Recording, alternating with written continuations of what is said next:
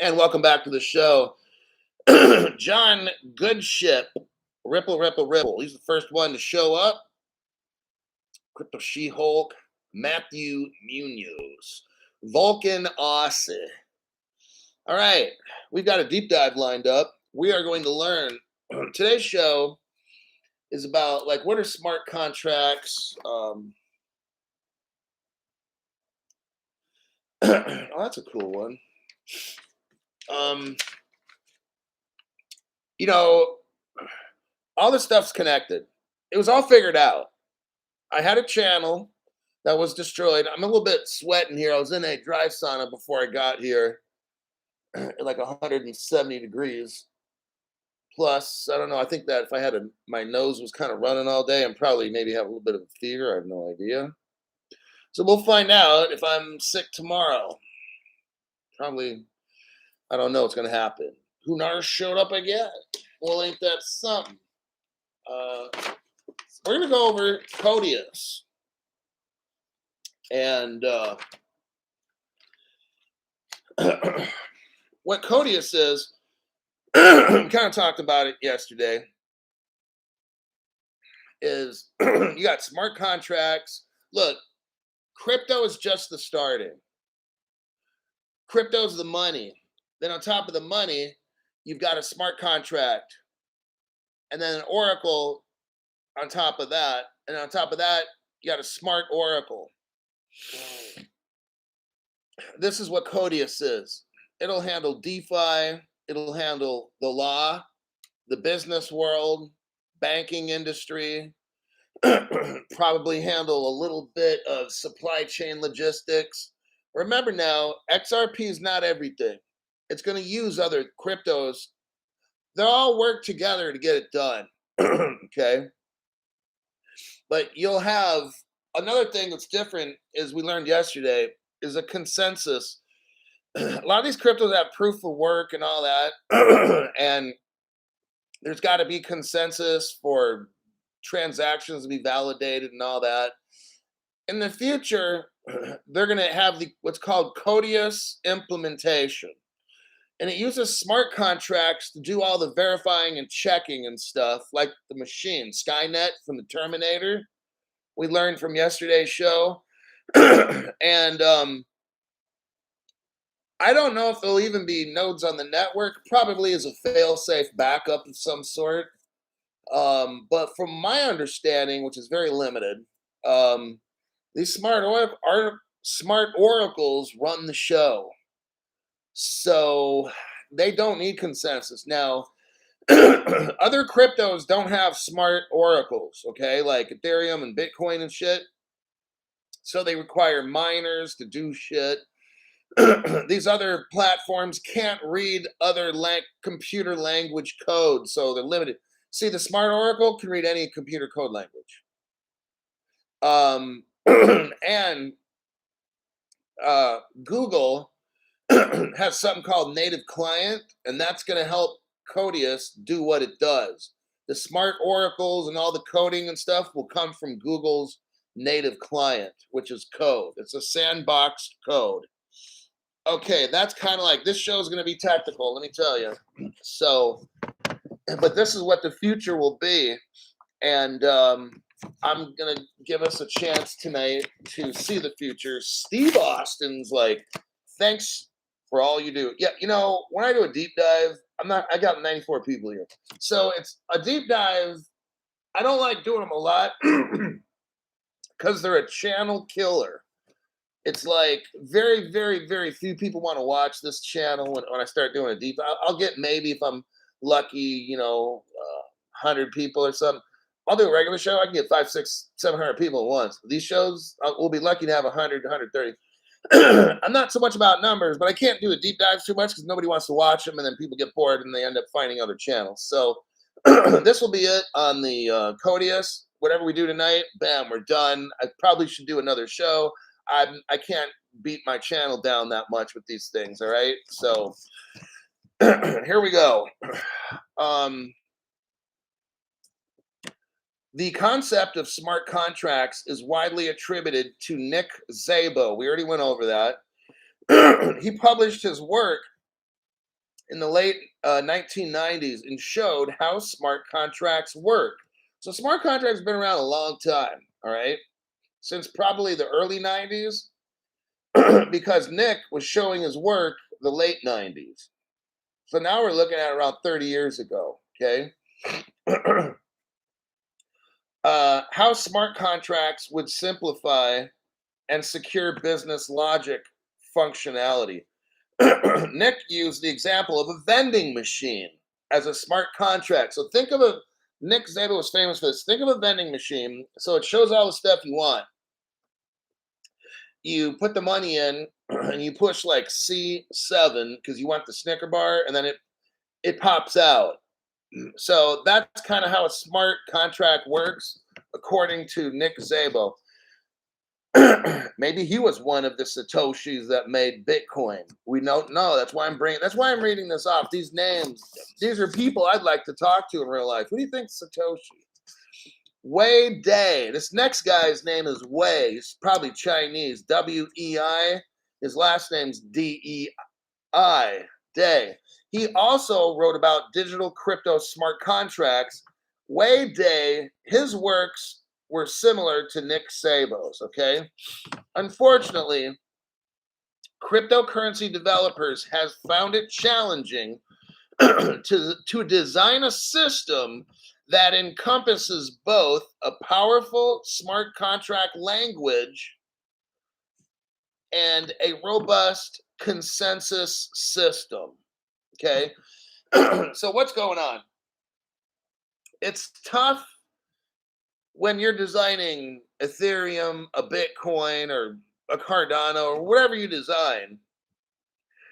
It's got to be a powerful smart contract language along with a way to verify transactions, okay? Now, so far, no one's really been able to do this. That's why I'm reading this show off to you. This is Codius.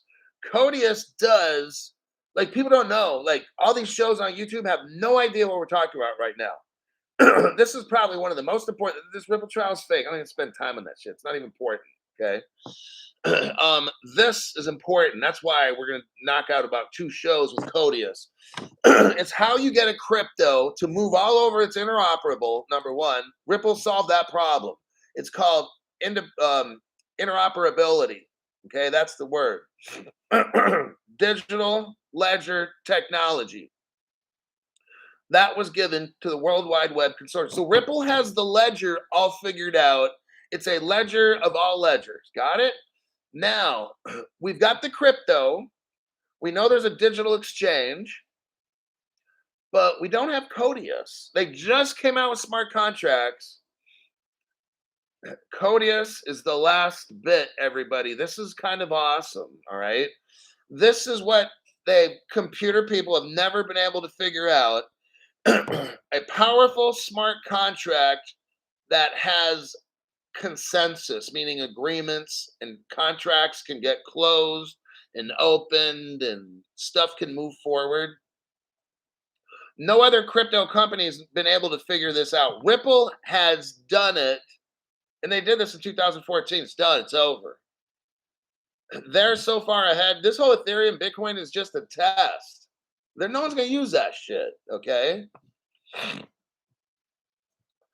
I'm going to tell you why in a minute. Bitcoin scripts. Now, this gets a little technical. Bitcoin scripts allow simple logic. Bitcoin works on simple. See, Bitcoin's primitive. Just letting the Bitcoin. See, the Bitcoin maxis people, they don't know any of this stuff. And if they do know it, they're like, don't tell me. I don't want to hear it. No. That's why I've been saying for almost 3 years, Bitcoin and Ethereum are horse poo-poo. I've been saying this, and no one else on the internet was. 3 years ago, no one would dare. 3 years ago, no one would dare say Bitcoin and Ethereum are horse poo-poo. Especially when Bitcoin hit like 85,000 or whatever. I was saying it then. I'm saying it now. Why? Because Crypto Hulk knows. These other channels, they don't fucking know. It's amateur night. All they do is read off news titles, get you all hyped up so they get more sponsors. So those sponsors pay them money. Don Foley, thank you for your donation. Bitcoin scripts allow simple logic to be encoded and executed on the Bitcoin network. However, encoding advanced logic and executing untrusted code, that can't be done on Bitcoin, all right? The beauty of Codius is that it can use any code. The beauty of Codius is that it can use any code. Nobody else can do this. So the others, it says here, the Bitcoin white papers mention some of the more complicated codes are disabled. In Bitcoin, there are codes that are disabled on purpose out of the concern that the client might have a bug in their implementation. So Bitcoin can't do what it really wants to do. It's limited because if there's a bug in there, you end up with a forked system, and then you got more competition. You can't have consensus. So therefore, you won't be validating transactions. I know this is kind of technical, but so Bitcoin developers, when they made it, they disabled script commands, complicated script commands, or opcodes, if you want to call them that, because it would destroy Bitcoin. Bitcoin's simple, it can't do complicated shit. Bitcoin cannot walk and chew gum at the same time, all right? Well, neither can any of the Bitcoin maxi people. I got to get a little dig in there in the ribs, right? If a transaction, here we go, listen to this. If a transaction using such an opcode were to be included in the Bitcoin chain, so if you're going to allow a complicated, untrusted code in Bitcoin, you would risk forking the chain, forking the blockchain, or distributed ledger creates competing states of the network, which is bad for consensus. So, you have like a chain. If you fork that chain, see, if you have a chain of transactions, you're looking at your ledger, you can say, okay, this transaction made that, and they did that. But then if it splits and goes this way, and also transactions start going that way, well, how do we know what happened? Who do we trust? This one over here or that one over there? That's the problem with Bitcoin. It's ancient. They have not fixed that. Guess what? Cody has fixed it. So you can run complicated codes on Codius. It's not going to fork the chain. Bitcoin, it will fork it. So therefore, you've got to do all these things like mining and all this kind of crap, which is slow. You can't take different languages. Bitcoin can only read like English, and that's it. It's not going to read Chinese, French, this. It's not going to do any of that. Guess what? Codius can do that. That's why Ripple will end up taking over the world. It says here, decoupling smart contracts from consensus networks gives the added benefit that contracts can interact with multiple networks at once, as well as any type of online service. So Ripple, Codius can do all these things, read different codes and talk to different networks and shit. Bitcoin, it can't. It's like a wind-up doll, and it just walks straight, and it only goes one direction. And it's not intelligent, okay? It says here, smart contracts could interact with PayPal, Google. Now, remember, this is written back in 2014. If you have the right smart oracles telling your smart contracts, then you can work with PayPal, Google, eBay, etc., and protocols like SSH, LDAP, SMTP, and XMPP. What it's showing is the Codius can interact just like the ledger that can interact with other ledgers, and you could move that's why you can take a Cardano, if you live in Mexico, shoot it into the XRP digital converter, and it can come out in rubles, pesos, uh, whatever, chain link. Like that's what Ripple can do. The smart contracts are going to enable all this stuff with DeFi and paying you, and Bitcoin can't do it. Like these people that are Bitcoin maxis, they know nothing what I'm talking about right now. You know more than them. I'm showing you right now, Bitcoin is dead.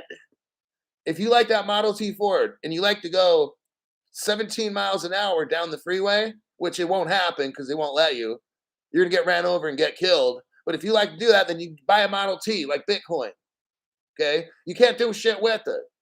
It can only take a certain type of gas from a certain kind of gas station. You got it?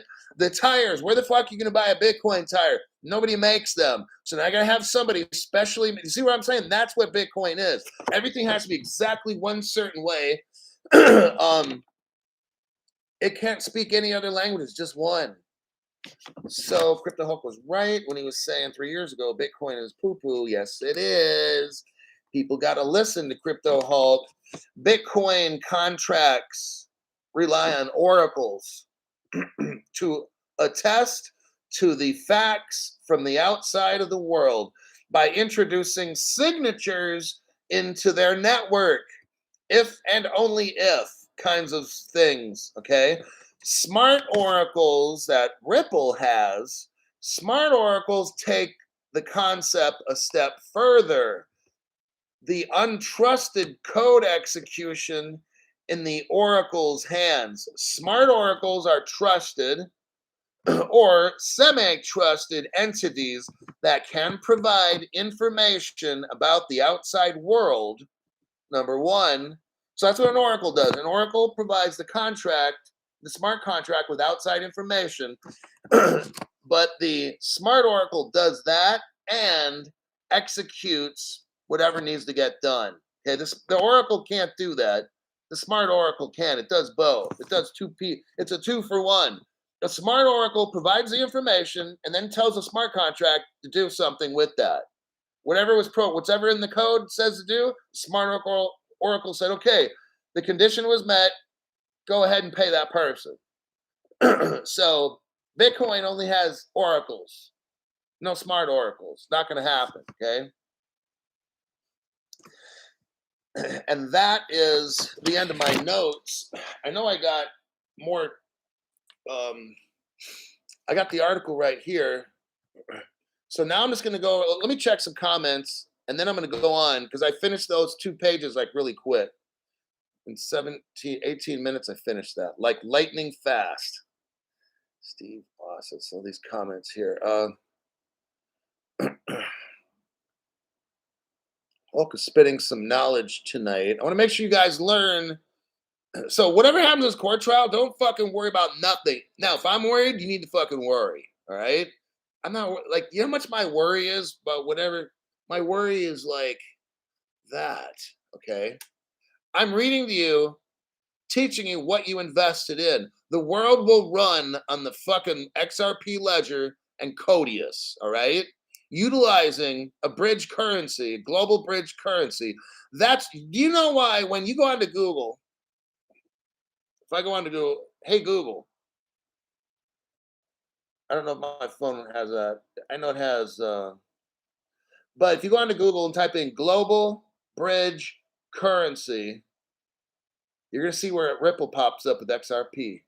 Why do you think that is? Because I told you in 2014, this paper was published, and they worked with Google to make it.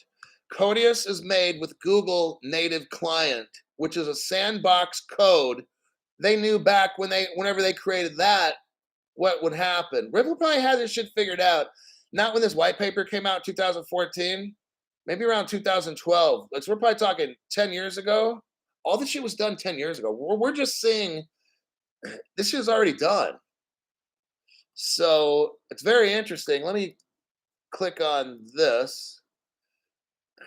Smart contracts. I'm clicking through. It talks about code sandboxing. So there's different ways. Okay. The way to agree on code for a smart contract is for like virtual machines. Like Ethereum has something called the virtual machine, the EVM, Ethereum virtual machine. It acts like a smart oracle. It's a very inefficient way to get it done. Does it work? Yeah, but a horse and buggy works too. All right. So, I mean, yeah, virtual machines, that comes out of the 60s, the 1960s technology. Okay. Then you have something called operating system protection domains. That's another way. It runs on an x86, okay? Or that the language x86, it runs on that. That shit's hella fucking old. Your other option is you got software fault isolation. That's another way to try to get the smart contract to know everything's okay. Go ahead and do it. And you have something called capability based security. Not getting into that one, okay? And we could avoid all four of those. Just use smart oracles. Ripple's got it figured out. But Ripple's shown that's what the Codius implementation is all that old school Ethereum shit, the virtual machine, the technology from the 60s. Really? 1960s technology. Really? Ethereum, you're gonna use that fucking shit and run the world? You're not. Vitalik Buterin is a fucking asshat, okay? Vitalik Buterin is using 1960s shit. That's embarrassing. Crypto Hulk just clowned him. All right. And the Bitcoin, that's a fucking joke. It only handles simple code shit. It can't take anything complicated. It can't cross chain, can't do a fucking thing. Okay. There's no fucking way to put I've never put money in either one of those two because I always known they're piles of shit. Okay. Google's native client is a sandbox for running untrusted x86 code. Bam, there you got it. That's why Codius can run everything. Okay, it's great if you have trusted code. You can put that in a contract, everything works. But what if you don't have a trusted code? Then something bad could happen, like causing a fork in your blockchain, which will no one will want to use your blockchain anymore. So we've got to have the most advanced, fastest, cheapest. That's what Codius is. It processes these transactions lightning fast. Google's already in this deal. Google's a Ripple partner. Everybody acts like Ripple. Google already knows the end game. Google's native client. That's what Codius uses. It's a sandbox for running untrusted x86 code. There you go. It could run all kinds of shit. Just like the Ledger. Got it? The Ledger, you could run Cardano on the XRP Ledger. You can move Bitcoin on the X. Are you starting to get my point? The same way that the Ledger, you could run everything on, Codius is the same way with code. You could use all kinds of code. And guess what? The smart oracles, that's the bullshit meter. The smart oracle looks at the code and it's like, if that's fucked up, it doesn't happen. Nobody else has that shit. The world's going to run on Codius. And if they don't, they can use the Ethereum virtual machine, which costs a shit ton of money. It's expensive. It's just a long story. You don't want to do that shit. It's like having to use a typewriter. Yeah, I could type college papers with the click, the typewriter that doesn't take electricity. That's like Bitcoin and Ethereum. Okay. We get into some. It says here, Codius uses Google's native client because it provides a unique combination of security, performance, and flexibility. A native client is lighter weight than a virtual machine and provides a much smaller attack surface than an entire operating system managing containers. So Codius is safer because the targets. Imagine you had to shoot a gun and hit a target. If your target is the size, if you're 100 feet away and your target is a quarter, that's kind of tough. If you're 100 feet away and your target's a basketball, it's pretty easy to kill that target. That basketball is Ethereum and Bitcoin and all the rest, okay? Codius is that quarter that's like 200 meters away, and you got to try to shoot, and you don't get a sight. You can't use a sight to shoot. That's Ripple's Codius. It's hard for the attackers to find it and kill it. I'm trying to break these down. I'm not getting into this super complicated shit in this article. I'm trying to keep it as simple as I can. They talk about multi-signature threshold. I'm not getting into all fault tolerance. Uh,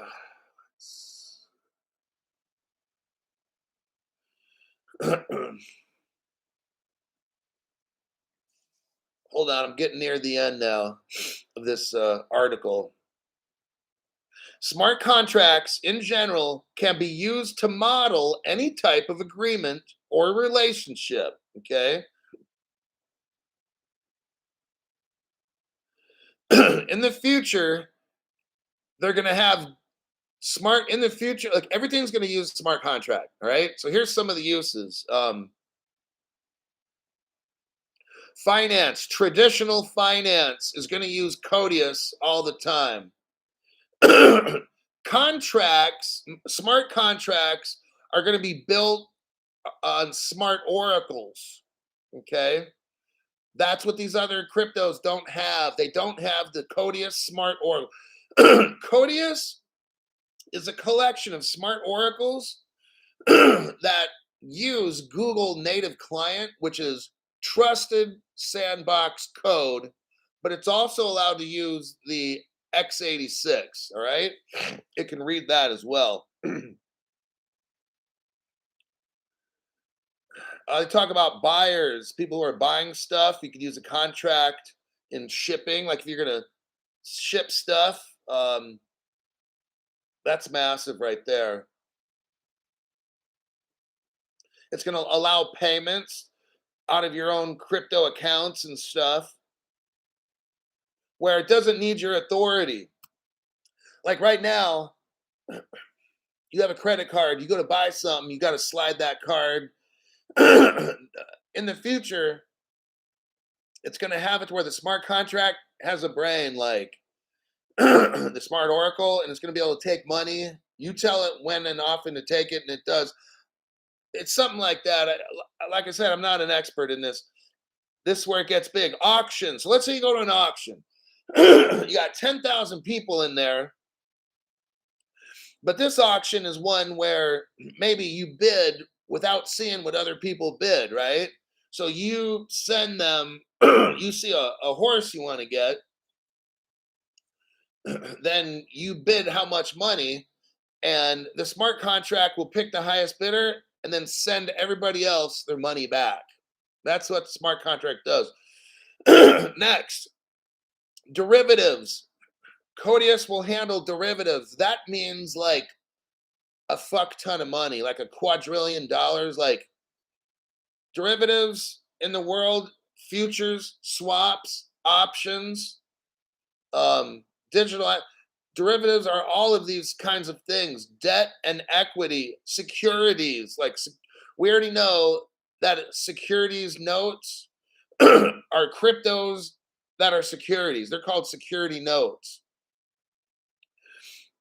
Smart property. So you're going to be buying houses and putting them on. We're already doing this now, buying houses, cars, and shit, putting it into a blockchain. So the property will know. Voting. They're going to have Codius in voting, global voting and stuff like that, where you vote.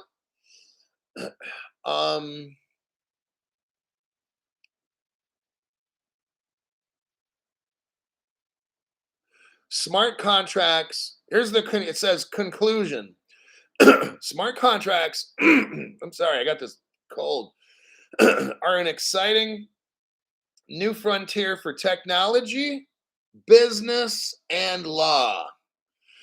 So now the legal system is going to have smart contracts. Smart oracles, they combine the idea of an oracle, which provides information about the real world within a sandboxed code execution environment. So, again, the oracle tells the smart contract what's going on. But the smart oracle does that and says, go ahead and process transaction. So that's what it's like. It's artificial intelligence. It's already its own. When you mine shit and you got to do this, you manually have to do things. Codius is the brain. It can look at something and say that's fake, that's real. Okay, do this and that. Smart contract, get it done. It's like having a person there. That's why Codius is so much different than all these others. Finally, I'm going to send you this link right here. It's real small. I don't know if it'll show up on right here. Let me try it. I doubt it's going to show up. Yep. Let me not do that. Let me see if I can put it under. I'm going to go to YouTube. I'm going to go to my channel. I'm going to go to create a post. I'm doing this right now. Paste. Now I just posted it. What I want you to do is go to Crypto Hulk and look under community, and I'll make it the visibility public so everybody can see it. Let me know if you see it.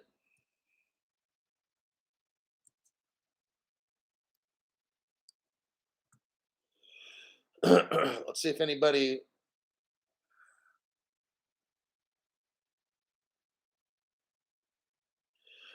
Somebody go to the community page. Yes. Yes, what? Julie Renee, yes, what? What does that mean? Yes. Because I got different conversations going on. I don't know who's talking to who.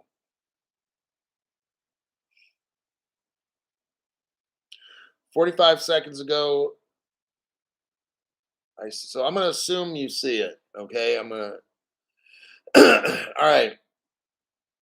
I'm going to look at what you're looking at right now.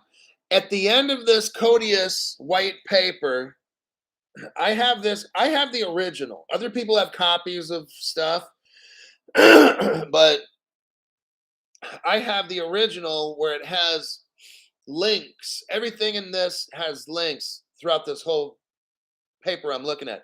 I have the original Codius, okay, white paper. I've never seen anybody else have it. What they have is a copy of it. The difference is, since mine's the original, when I run the cursor over things, I can click on a link. But here's the problem: most of all this shit they took down. Now I can click on maybe half the stuff in the article, but I don't know if you can do the same thing. Let me look here. Like, can you click on? Okay, Julie Renee, since you're the one talking about this, can you click? Is there anything like? Do you have any blue highlights of things when I sent this to you? Can you click on stuff within that little portion, or there's no highlights at all? Because what I sent to you guys, let me go down to the bottom here. Yeah, there's like one, like programmable, and then oracles is blue on my screen. Smart contracts is blue. Do you guys see the same thing on yours, or you don't have the links? Julie Renee, none at all. Okay. So what you're seeing is a copy. I sent you a copy. There's no links. Thanks for helping out, you two, and then y'all seen. Okay, what I'm trying to show you is I have the original, which nobody else has, and I'm not going to tell you how I got it because the people who gave it to me probably have to kill me. So I think they work at some kind of facility. They're not supposed to tell me, but sometimes they send me shit. So I can click on, like in the old days when this was made in 2014, you could click on these links and it would show you all these things. Now they've shut down different websites. They don't even want you, like this paper you're reading right now is not even on the internet. You have to find somebody who has some kind of a bootleg copy of it or whatever. So what we got is This paper was authored by Evan Schwartz. I think this is David Schwartz. Now, here's where some conspiracy comes in. So the conspiracy people can be like, "Woohoo! We're having conspiracy." This notice how this paper was not done by David Schwartz. It was done by Evan Schwartz. I know this guy worked at Ripple. He might still, um, but we don't hear anything about Evan Schwartz in the crypto world. That's very interesting. Um, I know that Ripple had an employee named Evan Schwartz. I saw something on it, but we never hear about this guy. Like, he helped make Codius, but I don't know. I never hear nothing about him from any other channel. Now, I've done this show 3 times, so I've at least taught this 3 times already. These other channels, nobody. Then another guy named Stephen Thomas, he was around. Now, look, Stephen Thomas was the guy that Vitalik Buterin, when he stayed in San Francisco, he slept on the couch of Stefan Thomas. Then he learned about Ethereum from Ripple. A lot of people don't know this, and the Ethereum people don't want to admit it. So Stefan Thomas was around, obviously, when this was made. Special thanks to David Schwartz for pointing out the concept of offline contracts. That's the portion that David Schwartz had in all this, very much. Very interesting. What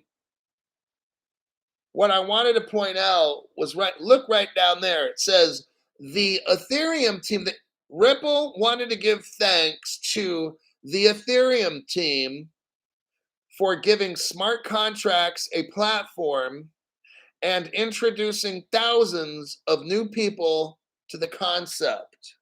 This is very interesting right now. But I thought Ripple and Ethereum hated each other, right? So one would think. You know what I think? They all worked together in the old days. This is what crypto thinks. I know I'm right.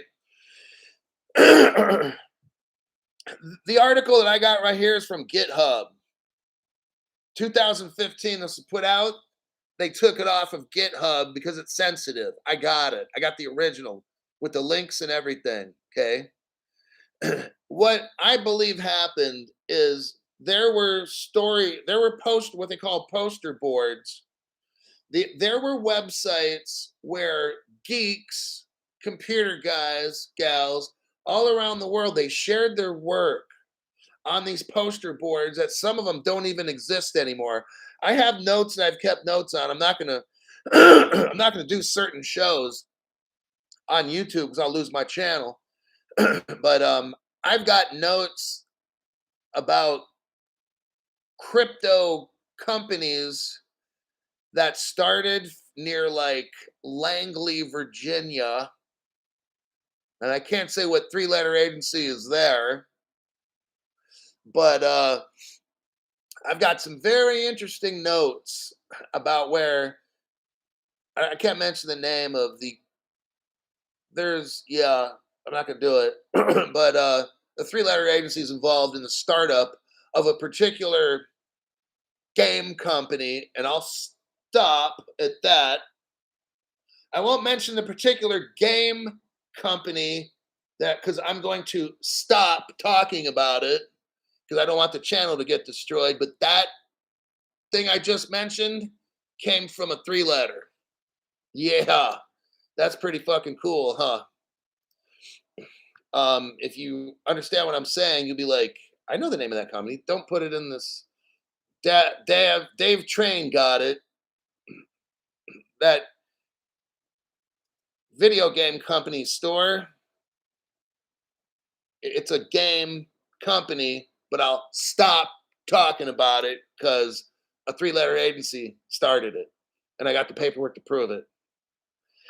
Oh, it's fun when Crypto Hulk decides to go investigating the things I find. So the Ethereum team. So basically, to get back to what I was saying, is that In the old days, all these really smart computer people from all around the world, they shared work on poster boards like GitHub and other places, okay? Some of these websites have been taken down by the three-letter agencies. Here's my conspiracy. So we see here clearly that Ethereum was working with Ripple. Imagine that. You got Google says right here, Google and the native client team. Look, here's my conspiracy. Google's in on it, Ethereum's in, everybody's in on it. Okay. The people at the top, the real geeks, they know who started what. They're just playing dumb. David Schwartz knows. Vitalik Buterin knows what the fuck's going on. Okay. Nick Sabo, all these people, these top people I just got done talking, they know what's going on. My thing was this, and I read and I saw, I got the screenshot. There was this particular, I have like a forensic friend who can forensically find shit.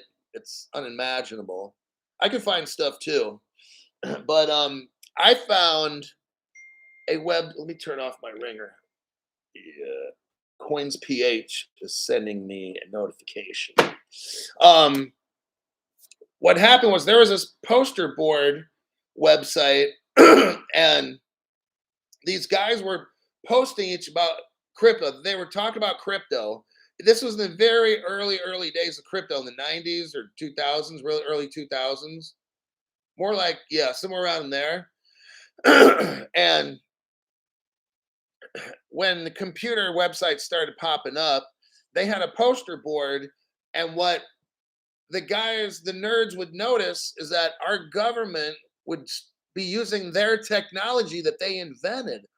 Like they would put notes about projects they're working on, and then other people would add on to that and add on to that. And then somehow mysteriously, whole projects that were online disappeared. Websites like this disappeared all of a sudden. Also, people putting their stuff on these websites, some of them would disappear. I saw pages that said, "Hey, whatever happened to Larry from Canada? I haven't seen him posting anything on about the whatever project. Larry's like gone. Like no one knows where Larry went." I've seen shit like that. I'm like, whoa. Probably more than likely, the government took him and says, "You now work for the government. You will no longer discuss what." They'd find the real sharp people, and then the three-letter agency would snatch these people and take down these chat sites where these nerd people were figuring out crypto because they didn't want it to fall into the right hands. I've got the proof on it. I'm not posting none of that shit because I don't want to disappear personally. Okay. So I just wanted to show you this about the Ethereum helped Ripple make smart. You notice how Ethereum doesn't have smart oracles, does it? No. They use the virtual machine, old school. This is what I just don't understand. How Ethereum, that's a smart contract, doesn't even have smart oracles like this Codius thing. Why is Ethereum not using Google native client for their sandbox code? Because they are a smart contract. Why is Ripple there? And that's the $1 million question. That's the conspiracy. Ed Doxy, SBF, soap on a rope. You got that right. Exactly. Thank you for your donation to this channel. I very much appreciate that. When I do a deep dive, I'm not getting any. I got 100 people, 106. So that's why deep dives are tough. It's just nobody wants to watch them, and it's just I don't mind teaching them, but it's like just if I do some, I want to benefit like a ton of people. And these, I can't do too many deep dives because it's a channel killer. Sal Arena. Are you aware of any connections between Egypt and Ripple? They just joined BRICS. Yes. Hold on.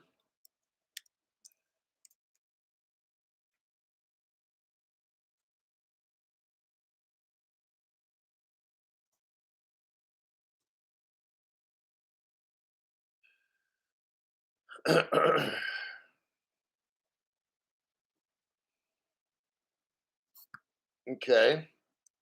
Look, if you watch my channel, you'll know that Crypto Hulk, you the best. You the best, Crypto Hulk.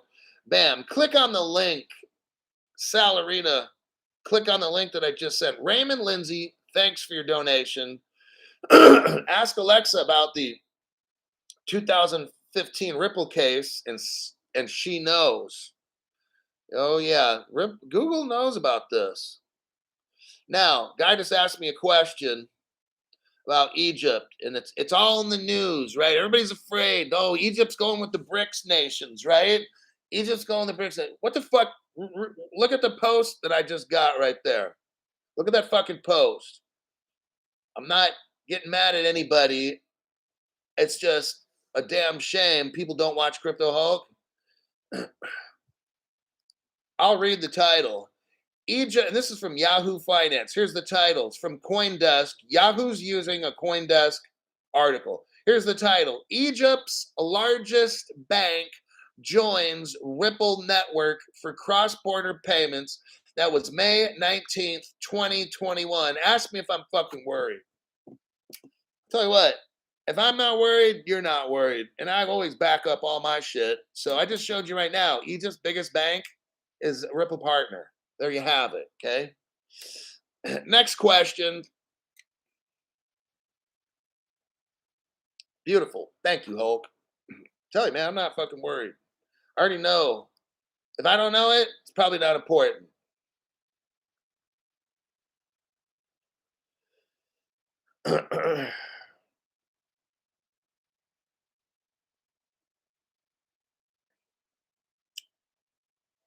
It's like Vulcan Aussie says, it's like they are set up teams to work through particular blockchain tasks and find faults and solutions.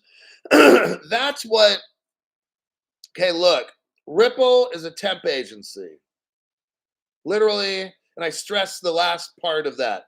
Temp agency, and I stress the last part. Now, I don't know which three-letter one, but Ripple is a temp agency. Notice where I put the stress in that one, okay? There's a lot of secret stuff with Ripple we don't even know.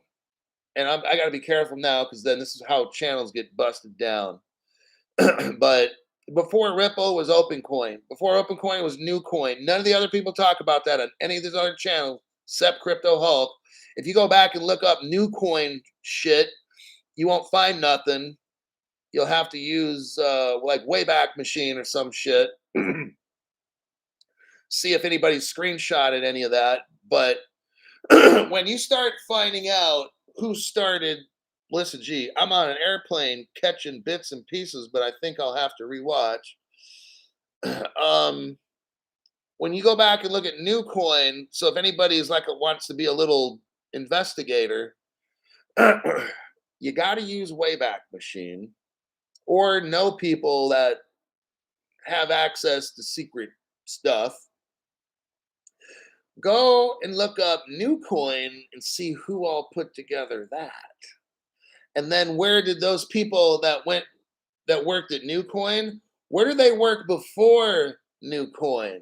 And then where did they go after NewCoin? Oh, Crypto Hulk, that's yeah. That one might get you a couple knocks on the front door and a bunch of guys in black suits, right, with guns. That's why I don't really deep dive that shit too much because you start looking that stuff up, and they're gonna know they're gonna try to locate like where you're at. Okay, better have a VPN for that one. But yes, I think that's about it, folks. Any other questions? Julie Renee. In the United Arab Emirates government documents, it states that XLM has been authorized for Muslim people. So, XRP is used for government to banks in other countries, and then XLM is for citizens. Yes. Vulcan Aussie. If Bitcoin, Ethereum, and Tether and the like were not created and rolled out, then how would they implement the blockchain finance to the masses as a reality? Okay, check this out. You got a three-letter agency or more that created the ripple in the water. Understand? Uh, Technically, our government cannot work or own banks. Got it? Helio Bob, good information, Hulk. Helio, this is a very important show. That's why I had to do it and take the hits on it. I can't do these a lot, but this one's a gem. This show is a gem. You are seeing now below the iceberg. That's what I'm saying. Don't worry about what's on top of the iceberg. You can see a little bit of it. Look at the bottom because that shit is going to come up and that's going to take over and it's going to make all the big icebergs look tiny. So don't look at the top of the icebergs, right? Look below, figure out. That's what the deep dives do on this show. It helps you to really see, oh my God, you know? And then the guy asked me, Sal asked me about the Egypt one. Bam, there you go. Ripple partner. Oh, I know he's worried. Oh shit, bricks. Everybody's all bricks in Egypt. Oh shit. I pull up an Egypt is a Ripple partner and be like, oh, well, I guess it's not bad, is it? No, it's not. Crystal Hulk knows. That's why I have members here, and I have a members show so you can find this shit out.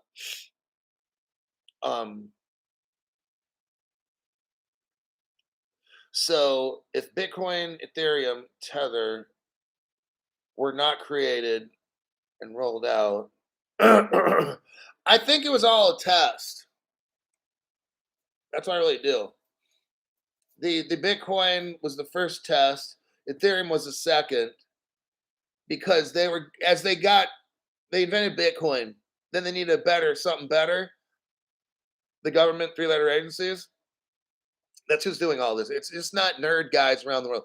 Nerd guys helped the government find this stuff, and the government would snatch these people up and then say, you now work for this agency, this temp agency, and you will keep working on what you did on that internet poster board site, but you're going to be doing that here, and you're going to shut your fucking mouth every day when you go home.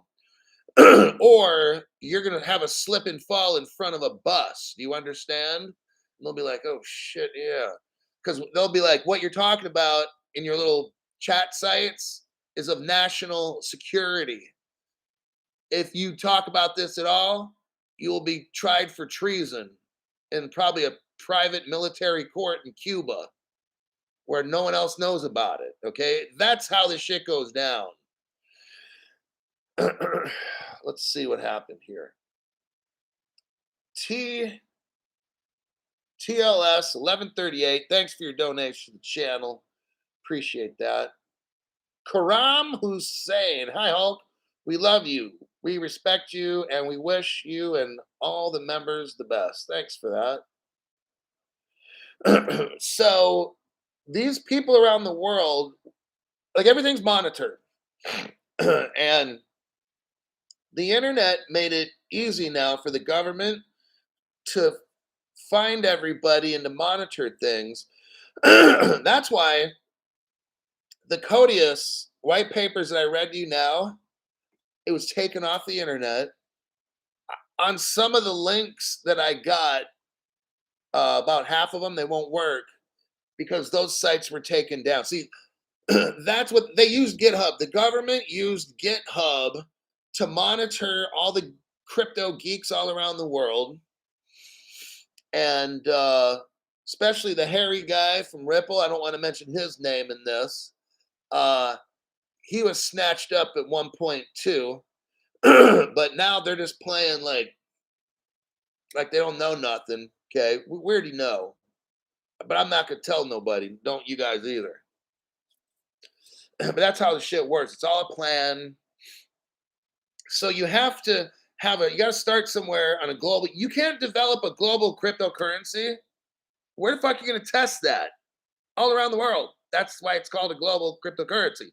You can't create it and hide it and keep it all secret and shit. No, you got to run it. That's where we come in.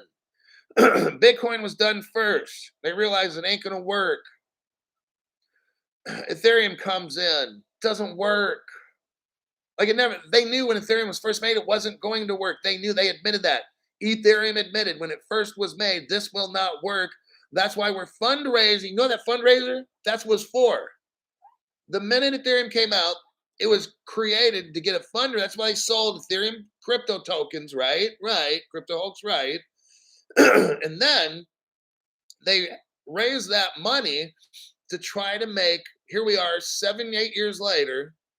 Ethereum came out 2014. They've been trying to make this shit work ever since. It doesn't work. So they've been working. Now they're trying to do something called proof of stake or some shit. Okay. They realized this shit is never going to work. Just like the Codius paper I read, it's tough to have a crypto and then have a smart contract, have it interact. It's tough. They could not do it. Ripple did because it's a temp agency. So what they do is they get people. That's why people that work at Ripple, they're all on non-disclosure agreements. They have Department of Defense things they have to sign. They have to pass certain background checks. Same thing with poly. I'm not going to mention that word, but poly, you know what I'm saying. When you sign a piece of paper, when you poly that company, you have to have Department of Defense clearance to work for them. Well, why is that? It's a private company. We don't even know about it. What's really going on? It's all three-letter agency stuff, all right? This is not an experiment. I mean, this is not an accident. This is all planned. Okay, it's planned global domination of the world's financial structure. And the government handpicked everybody all along the way from the Bitcoin. Oh, that didn't work. Ethereum. Oh, shit, that didn't work. Then the next one was Ripple, R3, and XLM. Those were it that we know of now. Now, Flare is the other part of this as well. Okay. That's the secret, quiet part. All right. But all this is done by the same people. All right. Control the money, control the masses. So this is one hell of a conspiracy kind of show wrapped in with some tech. It'll be a while before I do one of these. I can't do these too often. It's really difficult. But love the show. Okay, there you go. I'm going to wrap it up. I've got a little Sam Bankman Fried. Oh, yeah. He's in jail, and I'm going to have some of these. Ooh, yeah. Great dive. Nighthawk. All right, you guys.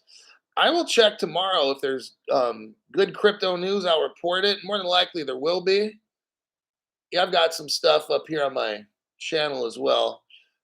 Sam will be a patron in jail. I don't know. Patron means boss. Now, I don't know. I don't know about that one. I'll see y'all tomorrow in that show. Adios.